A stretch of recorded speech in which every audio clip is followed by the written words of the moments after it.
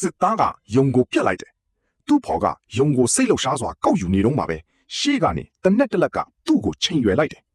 နှစ်ဖက်စလုံးကကင်းလှည့်စစ်သားတွေကဒီယုံကိုတပြိုင်နက်တည်းရှာတွေ့သွားတာကိုသိလိုက်ရတယ်စစ်သားကတနက်ပြောင်းကိုဆွဲတော့မယ်အချိန်ယုံကိုကင်ထားတဲ့စစ်သားကသူတို့၃ယောက်ယုံကိုအတူတူခွဲစားဖို့အကြံပေးတယ်ယုံကိုမီးနဲ့กินလိုက်တဲ့အခါဆွဲဆောင်မှုရှိတဲ့ရနံ့တစ်ခုထွက်လာတယ်ရန်သူကယုံချီတောက်ကိုစားချင်ပြီးမဲ့စစ်သားကတားလိုက်တယ်ပြီးတော့စစ်သားကသူ့အိတ်ကတ်ထဲကစားကိုထုတ်ပြီးအသားပေါ်ဖြူးလိုက်တယ်အသားကောင်းကောင်းချက်ပြီးဆိုတာအတီးပြုတ်ပြီးတဲ့နောက်အကြီးဆုံးယုံချီတောက်ကိုဆွဲဖြဲပြီးတစ်ဖက်ရန်သူကိုပေးလိုက်တယ်သူတို့၃ယောက်ဒီရှားပါတဲ့အစားအစာကိုအတူတူစားသုံးခဲ့ကြတယ်